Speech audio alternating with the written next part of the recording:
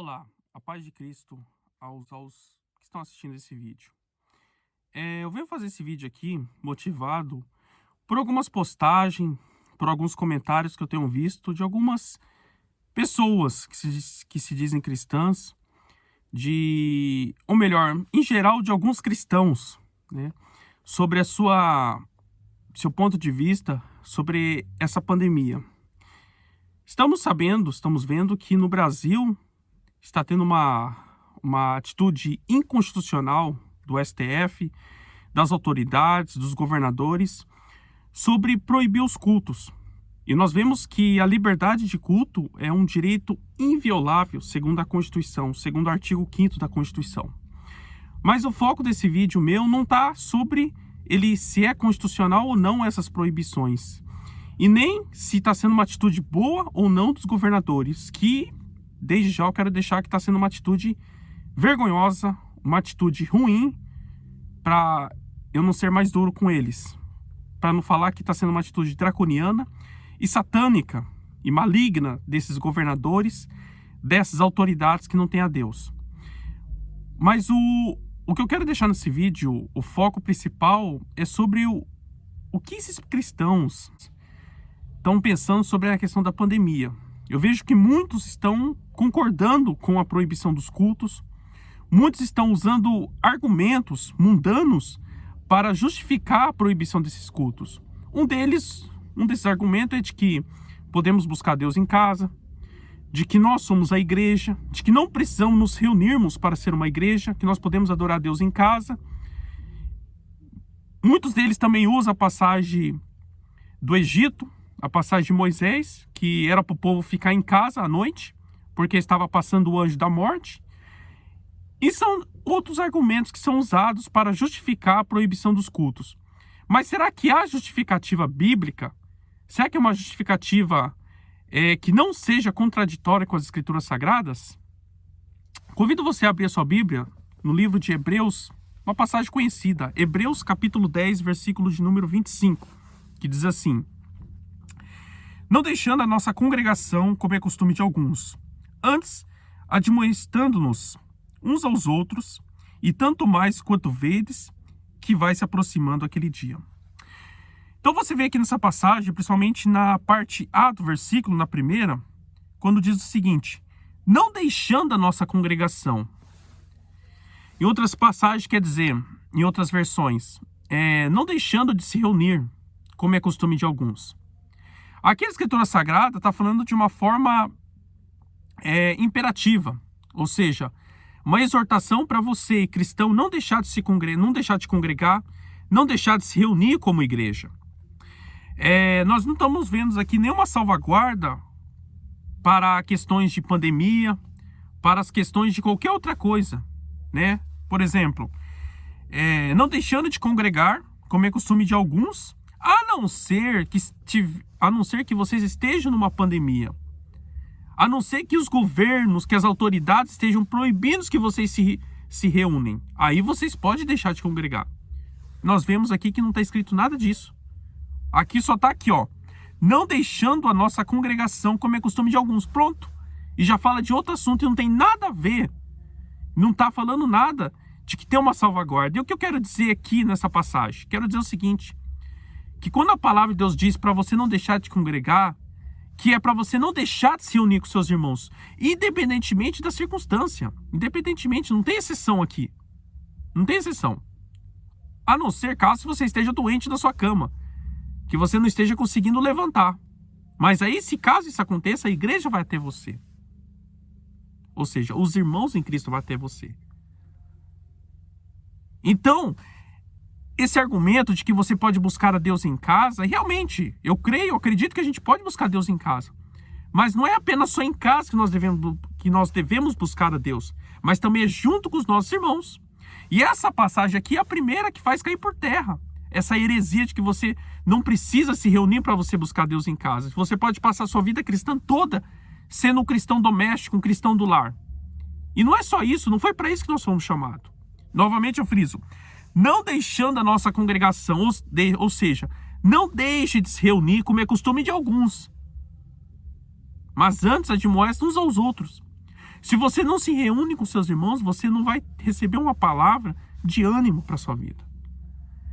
Ah, mas eu posso estar em casa, eu posso ouvir na internet. Sim, mas você vai ouvir na internet, você vai escolher. Mas quando você vai para o culto, você vai estar direcionado não pelas suas escolhas, mas pela escolha de Deus. Porque você não sabe a palavra que o irmão vai pregar, você não sabe a palavra que o irmão vai dar no testemunho. E é nisso que Deus trabalha. Não é em coisas programadas por você mesmo, mas em coisa programada por Deus. Então essa passagem aqui não só serve para você nos tempos de hoje, para você não deixar de congregar, para você não deixar de se reunir, como também para outras circunstâncias normais, que muitos cristãos deixam de congregar por causa de picuinhas, por causa de feridas.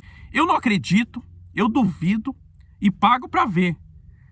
Será que em todas as cidades, principalmente do Brasil, será que todas as igrejas são tão problemáticas assim que é impossível você poder congregar? Me custa acreditar. Tem igrejas que... Tem pastores que dependem das ovelhas, que exploram as ovelhas economicamente? Creio que tem. Existe isso daí. A Bíblia fala de falsos profetas. Mas não são todos. Pelo menos em algum lugar, em alguma congregação, dentro de alguma cidade tem. Eu acredito nisso aí, que toda cidade sempre vai ter uma igreja. Sempre vai ter um pastor sincero com as escrituras. Então esse negócio, eu não consigo congregar porque as igrejas, porque os pastores são todos ladrões. Esse argumento, para mim, é um argumento falacioso. Pessoas que não são cristãs e têm essa visão, eu entendo. Mas pessoas que já são cristãs, batizadas, que já esteve na igreja com esse tipo de pensamento, eu não engulo fácil. Pois bem, essa é a primeira passagem que faz cair por terra esse argumento herético, de que você pode buscar a Deus em casa, de que você não precisa se reunir, você pode buscar a Deus em casa a sua vida toda, né? De que você não precisa se reunir, sendo que aqui o escritor diz, não deixe de congregar como é o costume de alguns, ou seja, imperativo, é uma exortação para você não deixar de congregar. A outra passagem se encontra no livro de Atos dos Apóstolos, no capítulo de número 2, que diz o seguinte, versículo de número 42. Perseveravam na doutrina dos apóstolos e na comunhão e no partir do pão e nas orações. Olha aqui, comunhão. Quando fala de comunhão, não tem como você ter comunhão se você está isolado. Se você está na sua casa. Você precisa estar reunido com algum grupo de pessoas para você ter comunhão. Versículo seguinte. E em toda a alma havia temor. E muitas maravilhas e sinais se faziam pelos apóstolos. Olha aqui, apóstolos.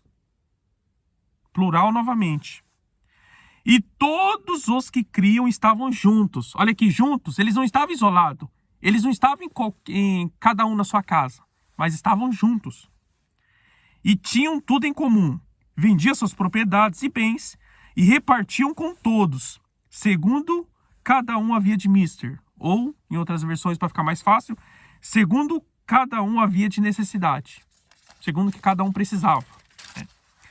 E aqui, perseverando unânimes todos os dias no templo, e partindo pão em casa, e comiam juntos. Ou seja, eles comiam juntos, eles estavam juntos fisicamente. Não cada um na sua casa, não cada um na sua, mas estavam juntos fisicamente. Com alegria e singeleza de coração. E louvando a Deus e caindo na graça de todo o povo. E todos os dias acrescentavam o Senhor à igreja aqueles que se haviam de se salvar. Olha aqui, só apenas duas passagens eu deixo para desmentir essa mentira diabólica, essa mentira de Satanás, essa heresia, de que você não precisa se reunir para servir a Deus, de que você não precisa se reunir para você buscar a Deus. E você pode buscar a Deus em casa também. Mas não é só isso daí. Você não pode passar a sua vida toda só em casa. Ser um cristão doméstico apenas. Você foi chamado não para ser um cristão apenas para sua casa, mas um cristão para a sociedade. Para se reunir, um cristão tem vida social. Aqui quando fala, aqui você vê nessa passagem de Atos 2, comiam juntos. Todos que criam, ou seja, que criam em Jesus Cristo, estavam juntos. Em nenhum momento você vai ver falando que eles estavam isolados, cada um em suas casas. Quando você vê na carta do apóstolo Paulo, fala para a igreja que está em Filipe, para a igreja que está em Éfeso, sempre falava aos santos que estão na igreja tal, aos santos que estão ali.